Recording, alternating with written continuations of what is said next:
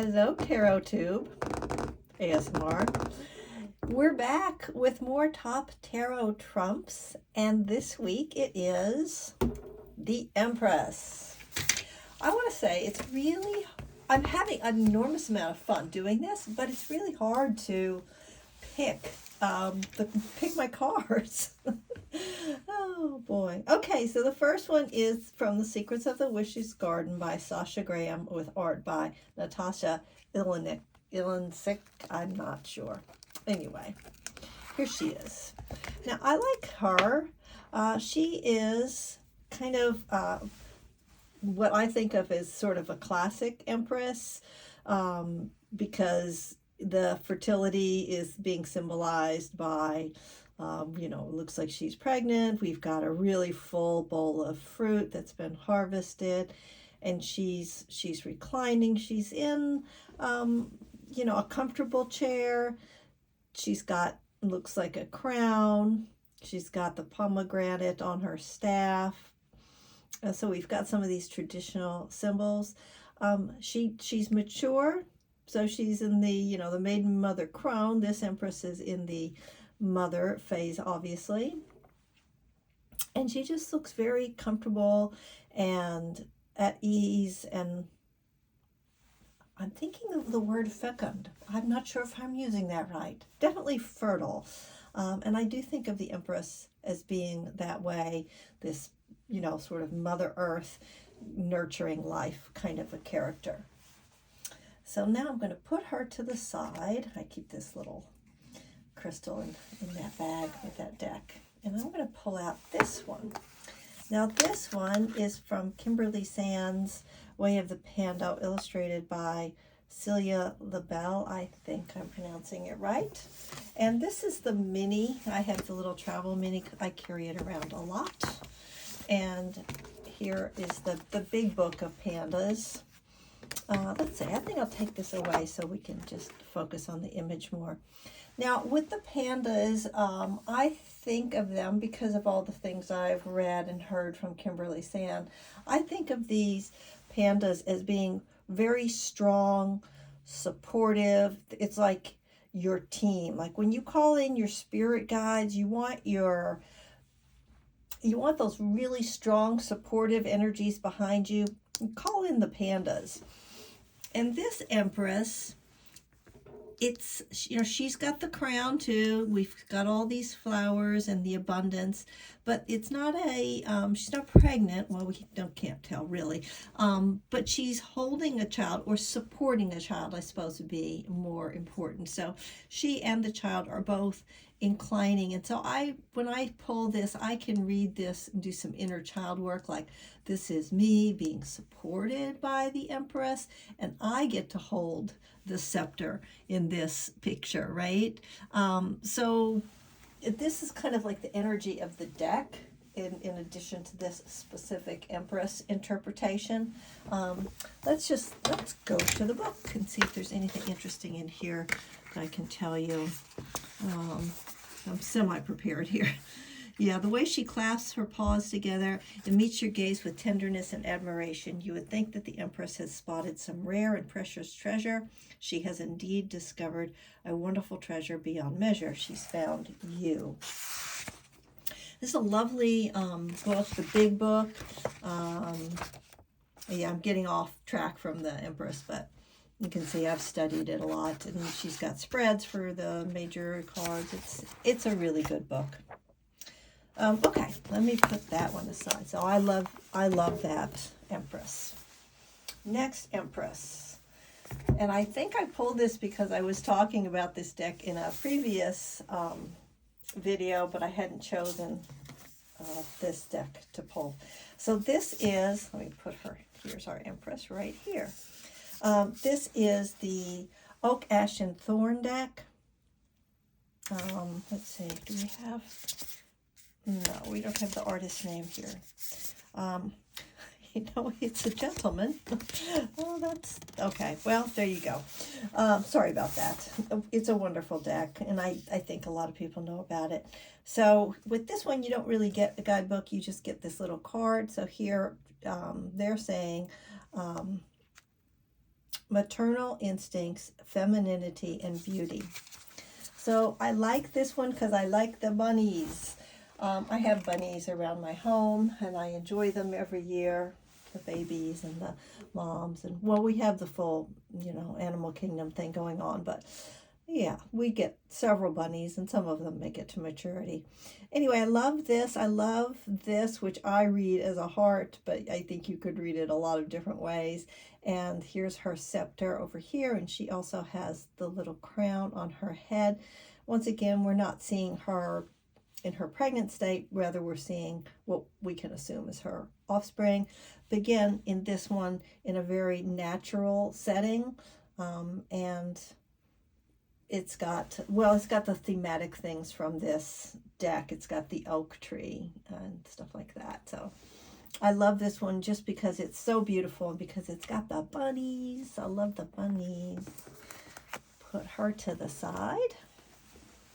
All right, now I wanted to pull in a little bit of older energy since I am a crone. And I think we don't really think of the Empress very often as having crone energy, but why not? And so here we have Ellen Lorenzi Prince's deck, which she illustrated, called Tarot of the Crone, and here is our Empress. So, you can't really be sure based on this face, but probably past childbearing age, and yet the way she's got her her hands here over her abdomen, I think it's kind of visually, to me, when I look at it, it's sort of referencing that idea of the Empress being generative and nurturing, the way she's holding her hands. And let's take a quick look at the book in here. Ellen Lorenzi Prince is really poetic with her stuff, so I thought we would just take a look at her poem. She says, I am your grandmother, the mother of mothers. Come to me, my dear one, let me hold you in my arms. Tell me how you feel and feel my love. Come to me, my dearest one, for I have loved you from the moment you were born, and I will love you all of your life. So she's a large, comfortable woman, brown skin to signify the earth, life on earth, and life made flesh. So this is, I think, a really nice image for an Empress. And if you've been fortunate enough to have a woman in your life, maybe a grandmother if you are fortunate, but many of us have just known older women, in workplace, just pursuing hobbies, just in different aspects of our life, maybe in the tarot community, that they're willing to share and nurture and help you along on your path. And I feel like this energy, this image signifies that kind of energy for me. All right, number 5, the 5th one. All right, so for this one, I chose the Tarot of the Divine, which comes in this nice little box with a small book, but I was very kindly gifted the illustrated fairy tale book that goes with this deck, Beneath the Moon. It's a nice holiday present for me. So here is the card, the Empress card from this deck, the Tarot of the Divine, which is by Yoshitani, who I love her artwork very, very much. And she chose, this Empress is the Lady of Guadalupe, who was a Catholic saint from Mexico. And part of the reason I like this particular saint is that she's representing a mixed heritage in the Americas.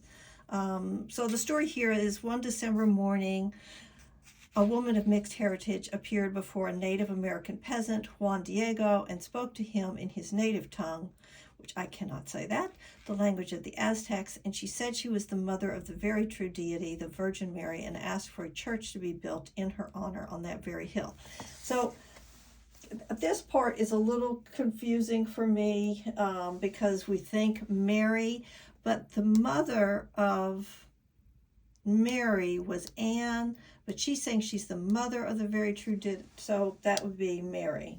But sometimes when I read about this, I'm like, or was it Anne? But Mary. Okay.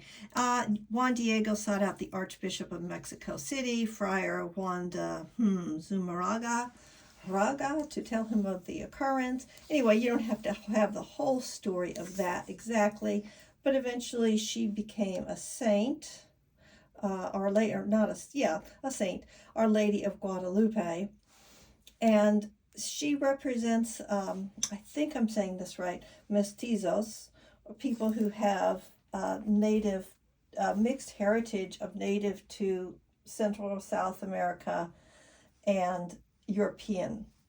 And I liked this one because here in the Americas, we do have sort of a confused and somewhat problematic ancestry to work through, whether we're talking about our personal ancestry or the ancestry of the land. Many of us are mixed. Most of us are to some extent. And I like this Empress because she's calling us to remember our shared humanity, so that she's not just the mother of the people that look like her. She's going to be the mother, the Empress for all. And inherently in that, and she's the mother of the divine. So it's like kind of the ultimate mother. Yeah, I guess that's fair to say, so no matter what your personal spiritual beliefs are, that's what this symbol represents, is a female character who nurtures so much, like a supernatural level of nurturance and acceptance of a lot of different kinds of people, beings. Yeah, I think I said that right, why I like that. So that is it. Oh, this is a shorter one. Yay me. The last one I really rambled. So these are my 5 priestesses. There they are. Let's see if we can fit them all in for our little closing shot. So, I mean, I am really loving this. Did I say priestesses? Empresses. I am really loving doing this tag. Thank you so much to Masha at Musings by Masha, who started the tag, and I hope you join in. Hit that like button on the way out. I'd appreciate it so much. Take care. Bye-bye.